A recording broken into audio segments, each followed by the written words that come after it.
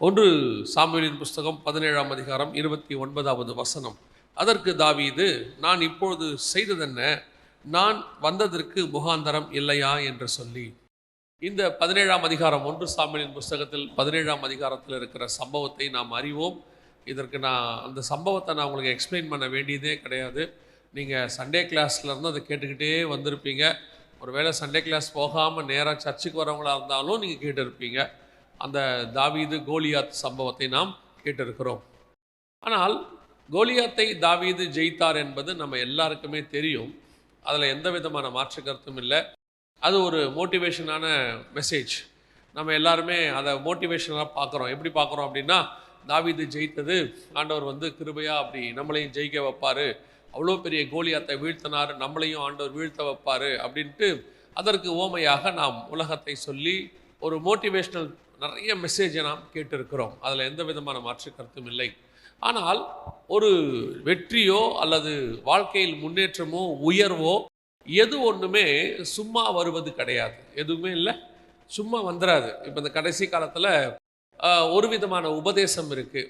அது வெளியே நிறையா இருக்குது. நீங்கள் டிவியில் கூட பார்த்துருப்பீங்க. அப்படின்னா என்னென்னா, கர்த்தர் உங்களை எந்த விதமான காரியமும் இல்லாமல் சும்மாவே ஆசிர்வதிப்பார். ஆசிர்வதிக்கிறோன்னு சொன்ன ஆண்டவர் என்ன பண்ணிடுவார்? ஆசிர்வதிச்சிருவார். அப்படி ஒரு காரியம் வேதத்தில் இல்லை, எங்கேயுமே இல்லை.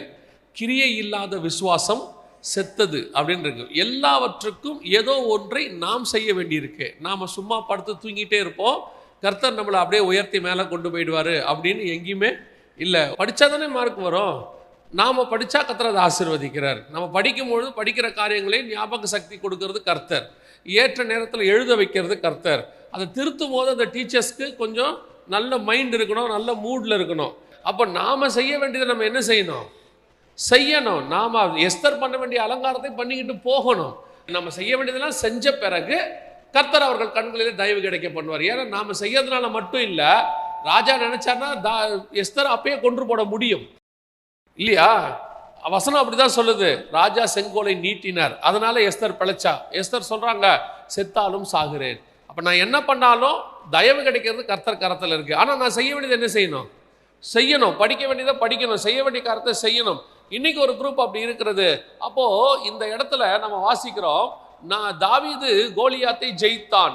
பார்த்தீங்கன்னா வசனம் சொல்லுது, கோலியாத்து அவ்வளோ பெரிய ஆளு, தாவீது ஒன்றுமே இல்லாத ஆளு, கல்லெடுத்து அடிச்சாரு, கோலியாத்தை ஜெயிச்சிட்டாரு. இதான் மோட்டிவேஷனல் ஸ்பீச் இன்னைக்கு இருக்கிறதுல.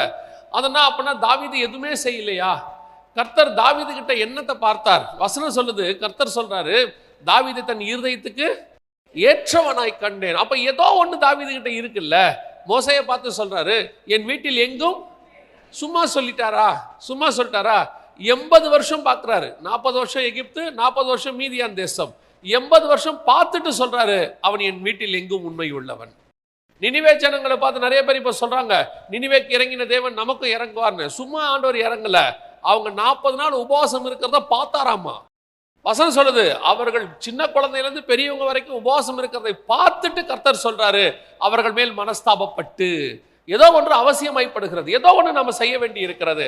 அப்ப இந்த இடத்துல வசனம் சொல்லுது, தாவீது அவங்கள பார்த்து ஒரு கேள்வி கேட்கிறான், நான் வந்ததற்கு முகாந்தரம் இல்லையோ? அதை தான் உங்களுக்கும் நான் சொல்றேன். நீங்க இங்க வந்ததுக்கு தரிசன மோட்டிவ், கர்த்தருக்கு தரிசன பர்பஸ். கர்த்தர் ஒரு பர்பஸ் இல்லாமல், முகாந்தரம் இல்லாமல் இங்க யாரையுமே கூட்டிட்டு வரல. நான் எப்பவும் சொல்வேன், கர்த்தர் கரத்துல ஆக்சிடென்ட் அப்படின்னு ஒன்று கிடையாது. நம்ம சொல்றோம்ல, ஆக்சிடென்ட்டா நடந்துருச்சுங்க, சட்டனா நடந்துருச்சு, எதிர்பார்க்காம நடந்துருச்சு, இதெல்லாம் நமக்கு தான். கர்த்தருக்கு அந்த எதிர்பார்க்காமன்றது கிடையாது. ஆக்சிடென்டலி ஹேப்பன்டுவாங்க, அப்படிலாம் ஒண்ணுமே கிடையாது கர்த்தருக்கு. அவருக்கு எல்லாமே தெரியும். அப்போ உங்களை இங்க கொண்டு வந்து உட்கார வச்சிருக்கிறதும் அவருக்கு தெரியும். அப்ப தாவீது அந்த இடத்துக்கு ஒரு நோக்கத்தோடு தான் அழைத்து கொண்டு வரப்பட்டான். அந்த நோக்கம் தாவீதை ராஜாவாக்குவது. அப்போ உங்களையும் கர்த்தர் இங்க கொண்டு வந்ததுக்கு ஒரு முகாந்தரம் இருக்கிறது. ஒவ்வொருத்தருக்கும் கர்த்தர் ஒரு ஃபியூச்சர் பிளான் வச்சிருக்கிறார். Everybody have. வசனம் சொல்லுது, நம்முடைய காலங்கள் அவருடைய கரத்தில் வரையப்பட்டிருக்கிறது. நம்ம எல்லாருடைய காலங்களும் அவர் கையில வரையப்பட்டிருக்கிறாமா? அப்படி இருக்கும் பொழுது நம்ம அத்தனை பேரையும் அந்த காலத்துக்கு ஏற்ற மாதிரி தான் அவர் நடத்துறாரு. அதுக்கேற்ற மாதிரி தான் நம்மளை நடத்துறாரு, மூவ் பண்றாரு. கர்த்தர் என்ன நினைக்கிறாரோ அது மட்டும்தான் நம்ம வாழ்க்கையில நடக்கும். நல்லா அதை மட்டும் மனசுல ஒன்று வச்சுக்கோங்க. அவர் நினைக்காதது நம்ம வாழ்க்கையில நடக்காது. ஒன்று அவர் சொல்றதை செஞ்சோம்னா நமக்கு ஆசீர்வாதம், உயர்வு. இல்லை அடமுடிச்சு செய்ய மாட்டோம்னா இருக்கிறதுலே தேவையில்லாத காரியங்களை வந்து சேரும். ஆனால் கர்த்தர் செய்ய வைக்க வேண்டியது என்ன செய்வார்? கூடுமான வரைக்கும் செய்ய வச்சிருவார். 99.99%. யூதாஸ் மாதிரி போனவங்க இருக்கிறாங்க ஒரு சிலர். கர்த்தர் ஒரு நோக்கத்தோடு தான் அழைச்சாரு, அவங்க போயிட்டாங்க. ஆனால் நமக்கு ஆண்டவர், நான் என்னுடைய லைஃப்பை வச்சு அழகாக சொல்வேன், எங்கே போனாலும் திருப்பி கொண்டு வந்து அவருடைய சித்தத்துக்குள் செய்ய வைக்க தேவன் வல்லமை உள்ளவராக இருக்கிறார். ஆனால் அவர் சொல்கிற ரூட்லேயே போயிட்டீங்கன்னா நல்லது. இல்லை நான் வேற ரூட்டில் தான் போவீங்கன்னா நீங்கள் வேற ரூட்டில் போங்க. அந்த ரூட்டை கரெக்டாக அவர் நினச்ச மாதிரி கொண்டாடுவார். என்ன கொஞ்சம் சுற்றி வருவீங்க, டைம் எடுக்கும், பெட்ரோல் வேஸ்ட் ஆகும், டோல் வேஸ்ட் ஆகும், எல்லாம் வேஸ்ட் ஆகும். ஆனால் கரெக்டாக வந்து அங்கே தான் நிற்பீங்க. நீங்கள் நினைப்பீங்க நம்ம எங்கேயோ போனோமே, எங்கே வேணால் போங்க, தேவன் என்ன வச்சாரோ அதான் நடக்கும். அதை மாற்றவே முடியாது. ஏன்னா அவர் சொல்கிறாங்கல்ல, இந்த ஏஐ டெக்னாலஜியோடைய அட்வான்ஸ்டு வெர்ஷன் தான் நீங்களும் நானும் ஏஐ டெக்னாலஜியோட அட்வான்ஸ்டு வெர்ஷன். அது ஆர்டிஃபிஷியல் இன்டெலிஜென்ஸு, நம்ம நேச்சுரல் இன்டெலிஜென்ஸு.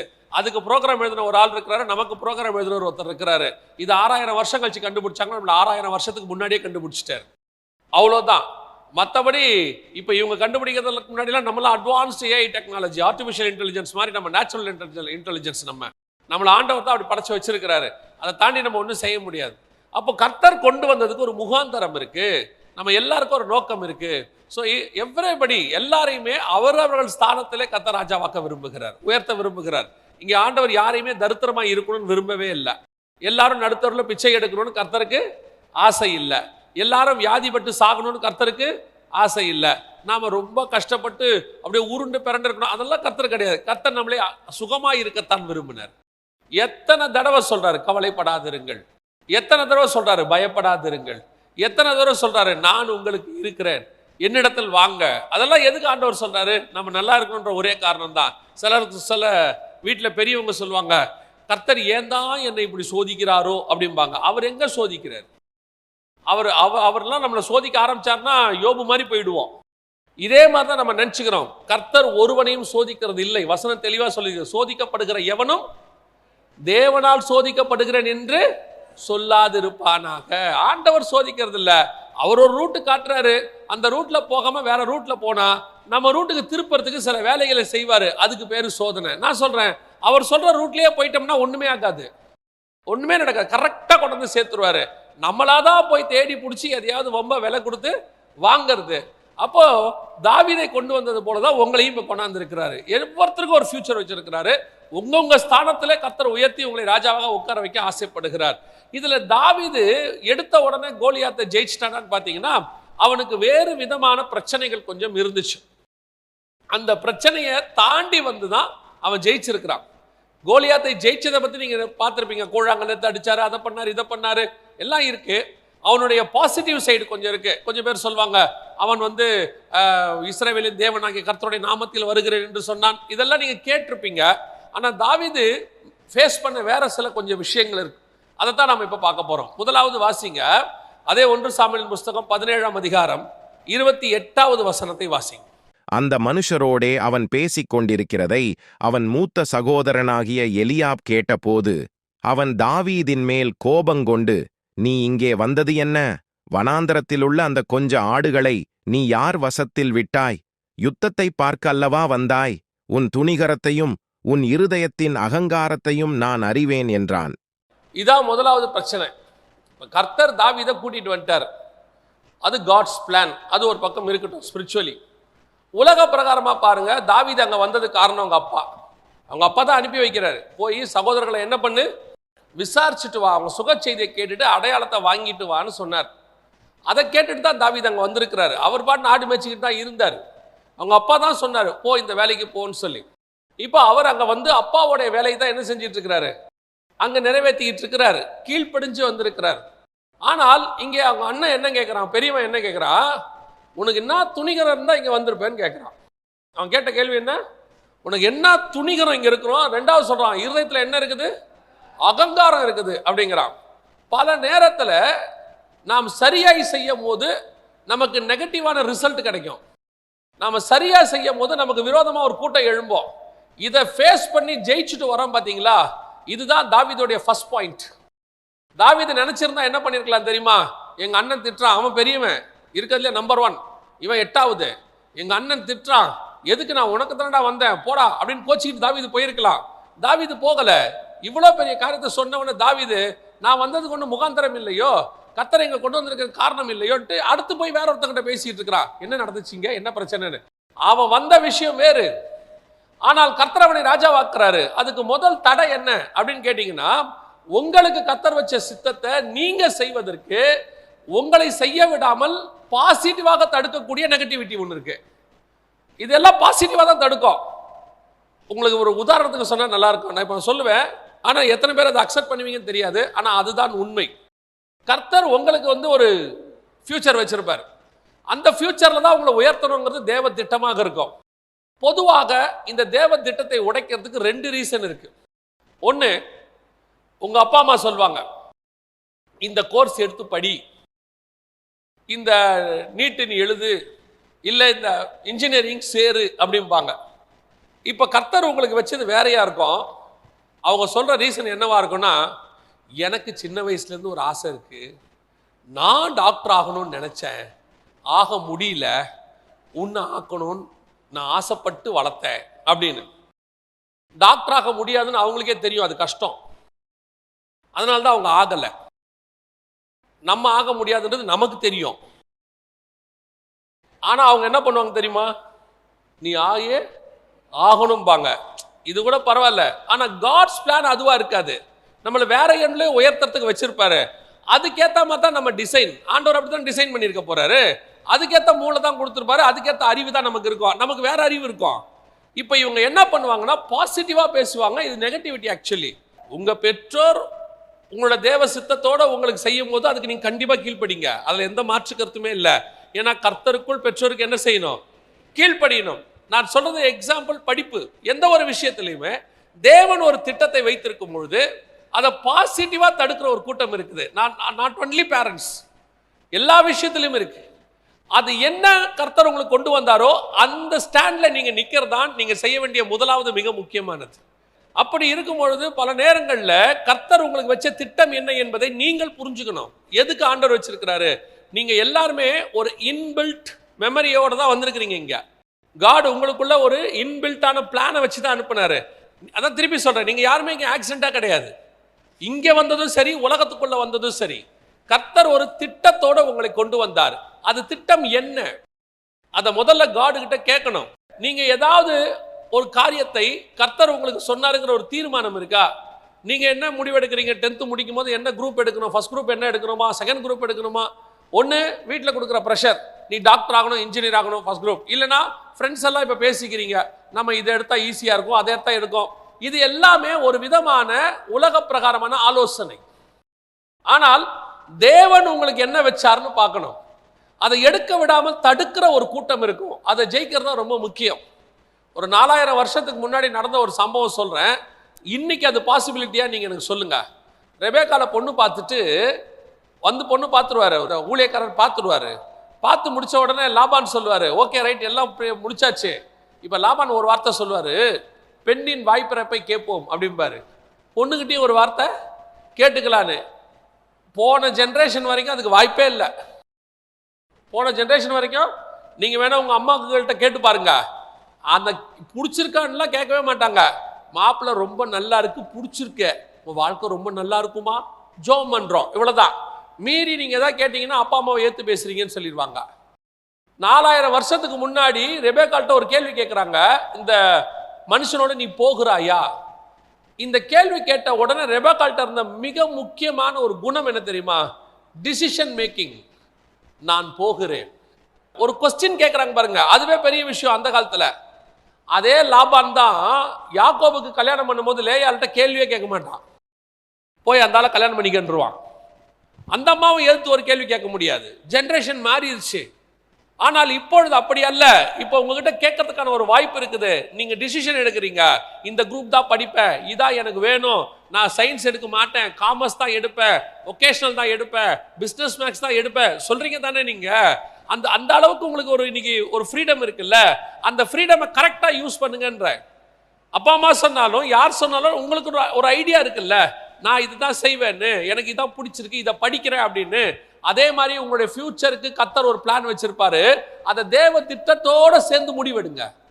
நான் ஆண்டவர் என்னை கொண்டு வந்ததுக்கு ஒரு நோக்கம் இருக்கு, அதன் அடிப்படையில் நீங்க போகணும், அதன் அடிப்படையில் உங்க பிளான் இருக்கணும். அதை தடுக்கிறதுக்கு நிறைய நடக்கும். அது ஃப்ரெண்ட்ஸ் வழியா நடக்கலாம், யார் வழியாலும் நடக்கலாம். ஒன்று மட்டும் உங்களுக்கு தெரியணும், கர்த்தர் என்னை இங்கே கொண்டு வந்ததுக்கு என்ன இருக்குது, ஒரு நோக்கம் இருக்கு. என்னை படிக்க வைக்கிறதுக்கு ஒரு திட்டம் இருக்கு. ஒரு இடத்துல என்ன பிளேஸ்மெண்ட் ஆஃபீஸில் வச்சிருக்கிறாரா, அதுக்கு ஒரு காரணம் இருக்கு. கர்த்தர் ஒரு இடத்தில் உங்களை கொண்டு போய் வைத்தால் அந்த இடத்தில் ஏதோ ஒரு திட்டத்தோடு தான் கர்த்தர் வைப்பார். அங்கே ஏதோ ஒன்று சொல்லி கொடுக்கறது தான் வைப்பார். ஸோ உங்களை அந்த இடத்துல இருந்து தூக்கிறதுக்கு நிறைய காரியங்கள் நடக்கும். ஆனால் நீங்கள் அதை பொறுத்து கொள்ளத்தான் வேண்டும். சில காரியங்களை அட்ஜஸ்ட் பண்ணணும். நான் சொல்றது உங்களுடைய பிசிக்கல் அபியூஸ் அதை சொல்லலை, அந்த விஷயத்தை நான் பேசலை. நான் பேசுறது என்னன்னா, பல விஷயங்களை கர்த்தர் உயர்த்தும் போது அந்த இடத்துல உங்களை நெகட்டிவிட்டியை சொல்ற மாதிரி ஒரு பாசிட்டிவிட்டி. ஏன் இன்னும் இங்கே வேலை செய்யற, உடனே யூஎஸ்க்கு போடு வேலை, யூகேக்கு போடு, போட்டினா உடனே அங்கே போகலாம், இப்படி சொல்லிட்டே இருப்பான். கர்த்தர் உன்னை ஒரு இடத்துல வச்சதுக்கு ஒரு முகாந்தரம் இருக்கு. அங்கே ஏதோ ஒன்று சொல்லி கொடுக்குறாரு, ஏதோ ஒன்று உருவாக்குறாரு. முந்தையெல்லாம் பார்த்தீங்கன்னா ஒரு ஆஃபீஸில் இருந்தால் 10 வருஷம் 5 வருஷம் கற்றுப்பாங்க. அவங்கள மாதிரி ஒரு எக்ஸ்பீரியன்ஸ் ஆனவங்க இருக்க மாட்டாங்க. இப்போ அப்படியே போயிட்டே இருக்கான், 3 மாதத்துக்கு ஒரு தாவிக்கிட்டே இருக்கான். தாவி தாவி தாவி அதைத்தான் இப்போ பெருசாக நினைக்கிறான். அவனால் ஒரு இடத்துல கடைசி வரைக்கும் நிற்க முடியல. அவனால் யாரையும் அட்ஜஸ்ட் பண்ண, இப்போ பாருங்க, அந்த குணம் குடும்பத்தில் வருது. ஒரு காலத்தில் என்னதான் பிரச்சனை வந்தாலும் அந்த அட்ஜஸ்ட் பண்ற குணம் இருந்துச்சு. இப்போ பாருங்க, இல்லை, உடனே நான் இருக்க முடியாது, நான் போறேன், நான் எங்கேயாவது போறேன், சேர்ந்து இருக்க முடியாது. சின்ன விஷயம் வந்த உடனே பிரிவு, இமிடியேட்டா. ஏன் ஆபீஸ்ல பேப்பர் போடுற மாதிரி இங்கேயும் பேப்பர் போட்டுடுறான், டிவோர்ஸ் பேப்பர் போட்டுடுறான், உடனே முடியாது. என்ன அந்த அட்ஜஸ்ட்மெண்ட். இதை பாசிட்டிவா பேசுற ஒரு குரூப் இருக்கு. இன்னும் ஏன் கஷ்டப்பட்டு இங்க இருக்கணும், இதை விட நல்ல வாழ்க்கை ஒன்று இருக்கு. நான் சொல்றேன், கர்த்தர் ஒரு இடத்தில் உங்களை உட்கார வைப்பாரானால் அதுல நீங்கள் கொஞ்ச காலம் தரித்திருங்கள், அதுல ஸ்டாண்டர்டா இருங்க. கர்த்தர்கிட்ட சொல்லுங்க, என்ன கர்த்தர் இங்க வச்சதுக்கு ஒரு முகாந்தரம் இருக்கு, இந்த ஆபீஸ் கூட்டு வந்ததுக்கு ஒரு முகாந்தரம் இருக்கு, இதை படிக்க வைக்கிறதுக்கு ஒரு முகாந்தரம் இருக்கு. பல நேரங்களில் நான் யோசிப்பேன், காரணம் இல்லாமல் எதையுமே கர்த்தர் செய்ய போகிறது இல்ல. நாம இருக்கிற இடம் நாம எதிர்பார்த்த மாதிரி எல்லாமே இருக்குன்னு சொல்ல முடியாது. நாம என்ன எதிர்பார்க்கிறோம், நம்மளை சுத்தி எல்லாமே பீஸ்ஃபுல்லா இருந்தா கர்த்தர் சொன்னது அப்படின்னு. யோசேப்பை எல்லா சகோதரர்களும் வணங்குவாங்கன்னு ஆண்டவர் சொல்லிட்டாரு. ஆனா அதுக்கப்புறம் பாருங்க, எதுவுமே அவன் நினைச்ச மாதிரி இருக்காது. அடிப்பாங்க, உதப்பாங்க, வித்து போடுவாங்க, போர்த்திமார் வீட்டில் வேலைக்காரனா இருப்பான், ஜெயிலில் இருப்பான், எல்லாமே ஆப்போசிட்டா இருக்கும். கர்த்தர் ஒரு வாக்குத்தத்தம் பண்ணா எல்லாமே உங்களை சுத்தி பாசிட்டிவா இருக்கணும்னு அவசியம் இல்லை, எல்லாமே நெகட்டிவா இருக்கும். ஆனால் அவைகளுக்கு நடுவில் உங்களை பாசிட்டிவாக உட்கார வைக்க தேவன் வல்லமை உள்ளவராக இருக்கிறார். இஸ்ரவேல் ஜனங்களை கூட்டிட்டு போறாரு.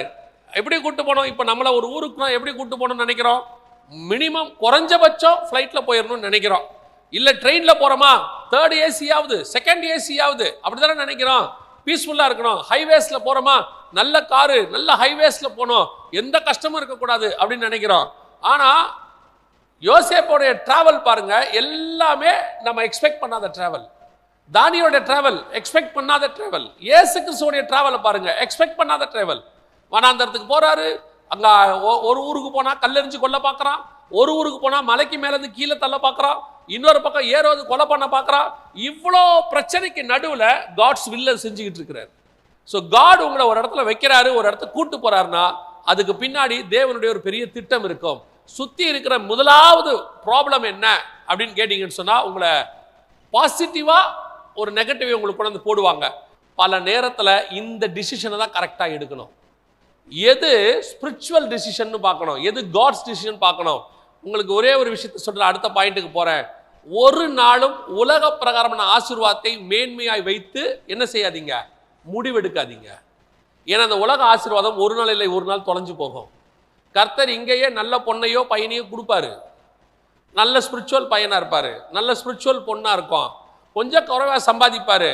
என்ன அவர் மும்பையிலே இருப்பாரு, இங்கேயே தான் இருப்பாரு, எங்கேயோ இருப்பாரு. இங்கே திடீர்னு அந்த நேரத்துலேருந்து எல்லாம் நல்ல பையன், ஆவிக்குரிய பையன் எல்லாம் இருக்கும், நல்ல ஊழியம் பண்ற பையன் எல்லாம் இருக்கும். திடீர்னு வரும் அமெரிக்காவிலிருந்து, மாப்பிள்ளை அமெரிக்காவில் இருக்காரு, என்ன பண்றாரு, அவரை பத்தி ஒன்றும் தெரியல, பட் கிறிஸ்தவ பையன் நான் தாமா, மாசம் 2 லட்சம் சம்பாதிக்கிறாரு. காதுல எது விழும், இப்ப அமெரிக்கா அமெரிக்கா 2 லட்சம் கொடுத்து விட்டா 3வது மாசம் டிவோர்ஸ் ஆகி வந்து நிக்குது, இங்க பிரச்சனையாகி நிக்குது. அவன் விரட்டி விட்டுறான். எதுக்கு சொல்றேன், பல நேரத்தில் இந்த சில வார்த்தைகள் காதல பிசாசு போடுவான். பார்வைக்கு இன்பம், புசிப்புக்கு நல்லது மாதிரி தெரியும். அமெரிக்கான்னு நமக்கு மற்றதெல்லாம் மங்களா மாறிடும். அமெரிக்காவில் இருக்கிறவன் இங்கே வந்துகிட்டு இருக்கிறான். இப்ப எந்த ஒண்ணுமே இதை வைத்து டிசிஷன் எடுக்காதீங்க. இந்த உலக ஆசீர்வாதம், வேலை, பணம் இதை வச்சு முடிவெடுக்க கூடாது. கர்த்தர் எனக்கு என்ன வச்சிருக்கிறாருன்னு பார்க்கணும். அதுதான் முடிவு பரியந்தம் நடத்துவதற்கு வல்லமை உள்ளதா இருக்கு. அல்லேலூயா. முதலாவது தாவீதுக்கு இருந்ததான ஃபர்ஸ்ட் பிரச்சனை என்னன்னா, அவனுக்கு கூடவே இருக்கிறவங்க நெகட்டிவிட்டி. ஏன் வந்த, எதுக்கு வந்த, உடனே போ திரும்பி. காட்ஸ் வில்லுக்கு அகைன்ஸ்டா சொல்றாங்க. அவங்க சொல்றது உலக பிரகாரமா கரெக்ட். ஆடுகளை எங்க விட்ட, இப்படிதான் இருக்கும்.